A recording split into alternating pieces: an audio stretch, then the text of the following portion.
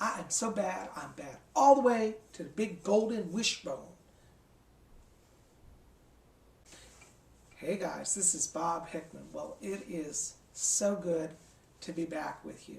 Well, you know I'm just being a little crazy today because we're going to talk about one of my favorite subjects in magical charms, the magical wishbone.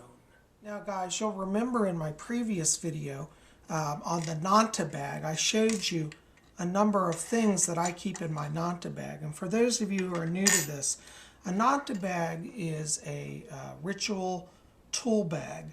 And what it does is it brings the witch's tools of ritual together in miniature. So we have different tools here, such as lucky gems, scissors, chalice, all the ritual tools in miniature.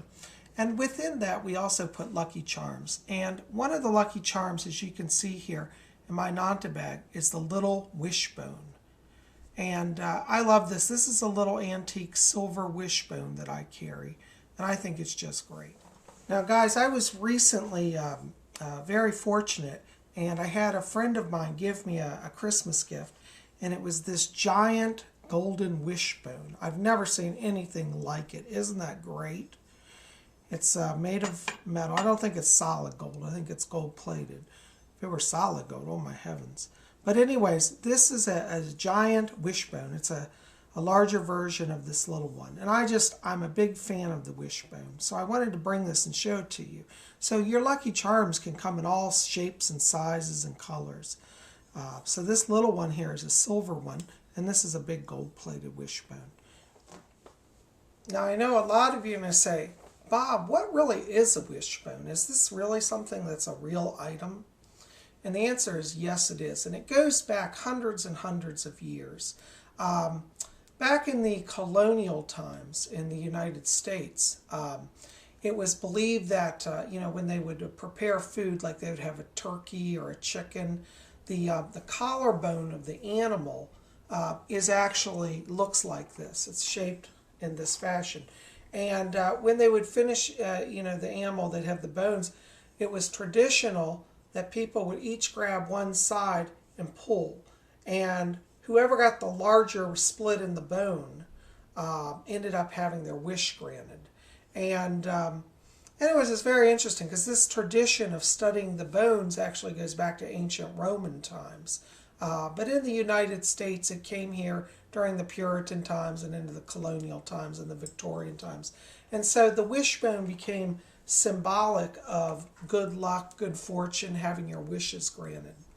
Now, I know a lot of you are going to say, well, Bob, I don't like the idea of eating an animal. I don't want to have to take a bone and touch it. And that's okay too.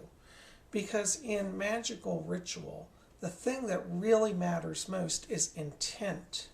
And so in magic, we have the practice of substitution, which means an object can represent another object. So for example, this little miniature wishbone in silver is actually a representation of an actual wishbone. And an actual wishbone, is substituted by the charm. So the effect and the energy is still the same. So you can use a symbolic wishbone for good luck. And you don't have to break it. You just have to have it with you and charge it. Now, for those of you who want to know the traditional way of preparing a wishbone charm, it was traditional to take an actual wishbone from a turkey or a chicken. And then what you would do is after you clean it, you would boil the bone to get all the skin off of it and make it sterilized.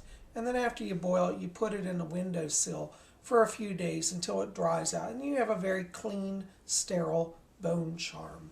And that's certainly an option if you really want to have a real wishbone.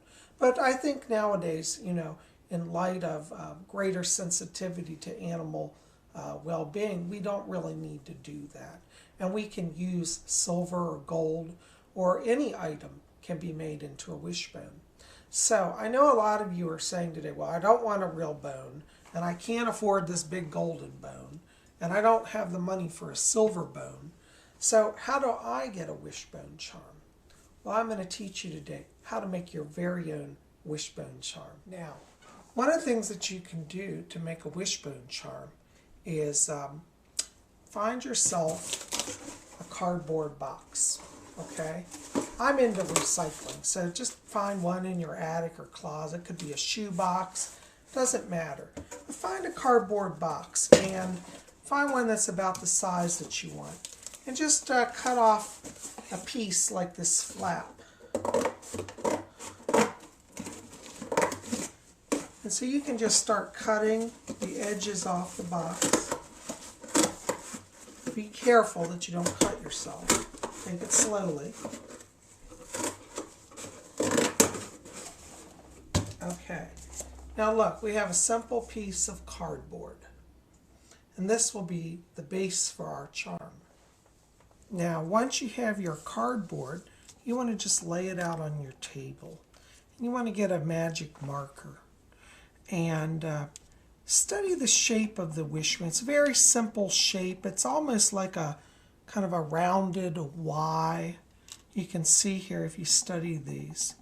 And just explore tracing that. So you might want to just start with making kind of a loop shape. And it doesn't have to be complex. You can make it as elaborate as you want. And I kind of curve the ends there a little bit.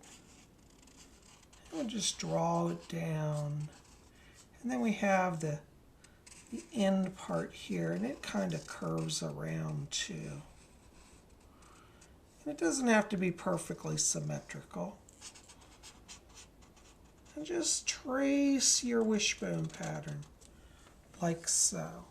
Now the wonderful thing is, because you have an entire box still of cardboard, you can make as many of these as you like, you know, and you can hang them up in your house.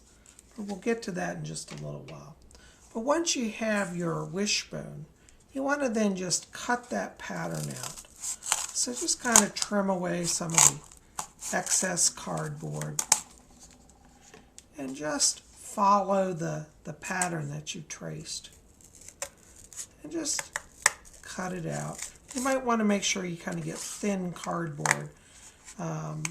Shoe boxes are really good. The shoebox lids make really good charms because they're easier to cut. I have a packing box which is a little thicker, but it can still be done. Now if you have an X-Acto blade, you can do this as well with that, though I recommend you be very, very careful with the X-Acto blades. So just, you know, follow your pattern and slowly just cut out your wishbone. Just be careful, take your time. There's no rush with this.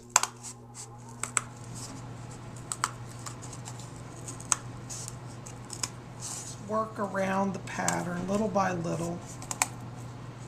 And as you're doing this, you want to meditate and try to contemplate how you're going to bless and use this charm to bring good fortune into your life. Because every act of charm making can be infused with magical thought and principles. So take your time and do it slowly and carefully.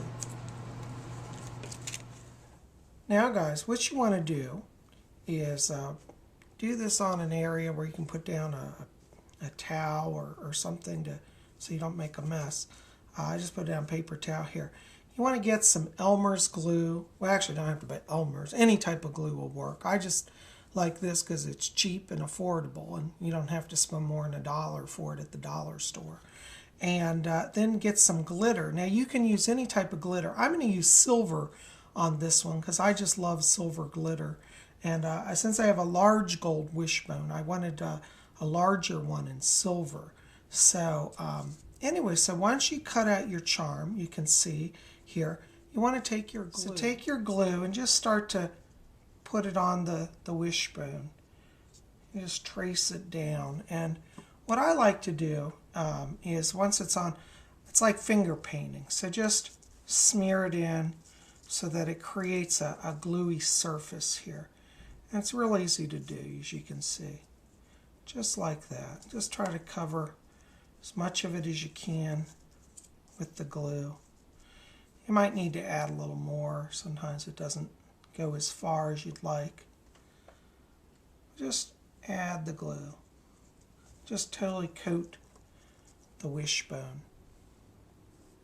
Next, you want to take your glitter and open it, and you can just start to sprinkle the glitter on your wishbone, and you can kind of spread that around. You see, so it mixes in, and it'll coat the wishbone. This is really fine glitter, so it doesn't take a lot. It seems to go pretty quickly. But you want to just spread the glitter along your glued surface. Oops, I got a little bit much there. But that's okay, because you can just tilt your wishbone up. Just let it coat down the arm if you get too much on it. And as you can see, we're getting a nice covering here of silver on the wishbone.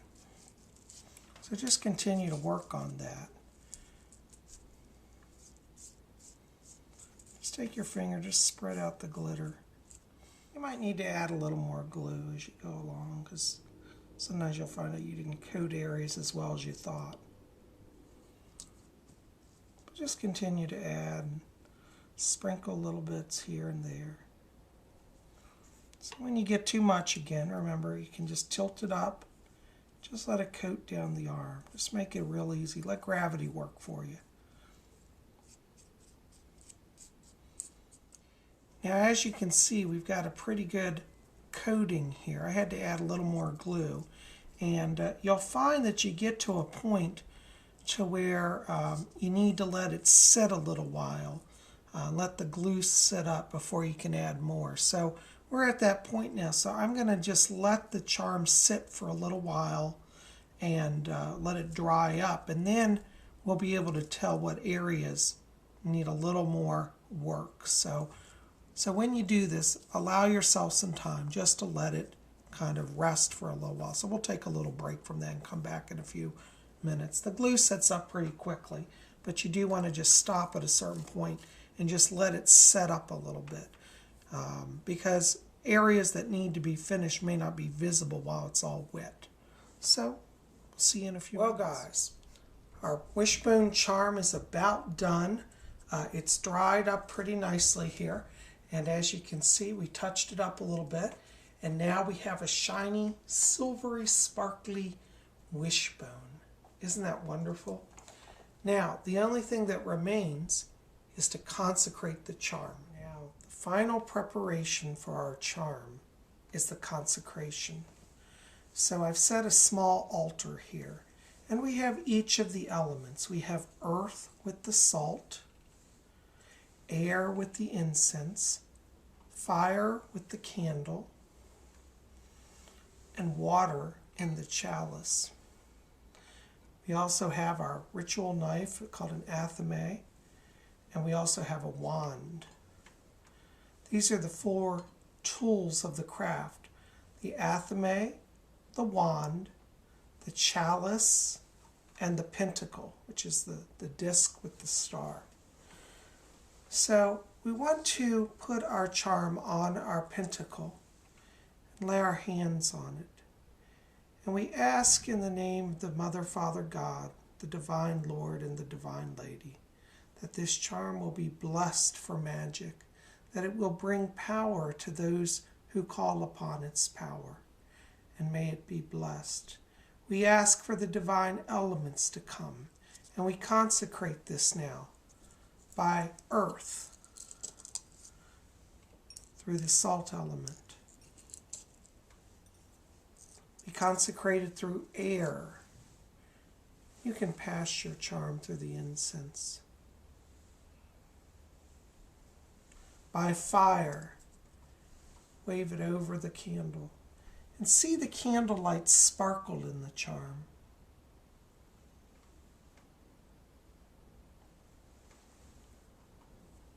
fire, and by water. Just a little sprinkle of the holy water.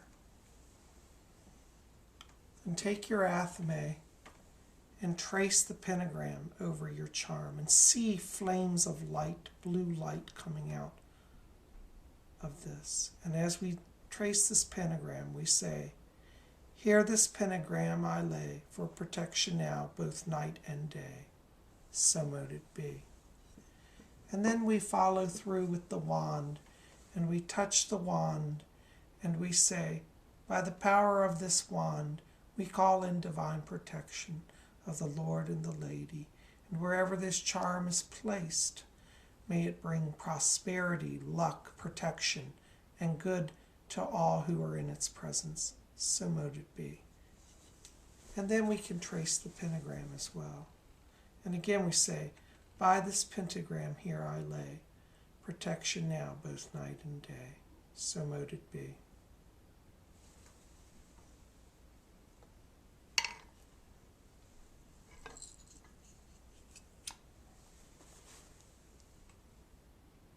Pass your hands over the charm. You should sense a vibration. And you'll know that it's ready. And you might want to just leave it on your altar for a little while to charge. Well, guys, you've now blessed, consecrated our magical wishbone charm. And you can, after you do this, you can just put it up in your house. You can prop it up, on your desk, or pin it on the wall, or put it on a bulletin board, or, whatever you want to do with it. Some people make many of them and string them together and hang it across their room, which is a really cool idea. So anyways, I hope that this gives you some ideas for how to work with the magical wishbone. And I hope that you guys will try it. And if any of you make one of these, maybe you could do a video response for me. I'd love to see it and hear about your experiences. Anyways, this is Bob Hickman. I thank you for being here at Spirit Channel. Keep it here. We got plenty more videos coming this week, and I'm looking forward to being here with you. Thanks so much, guys. Blessings.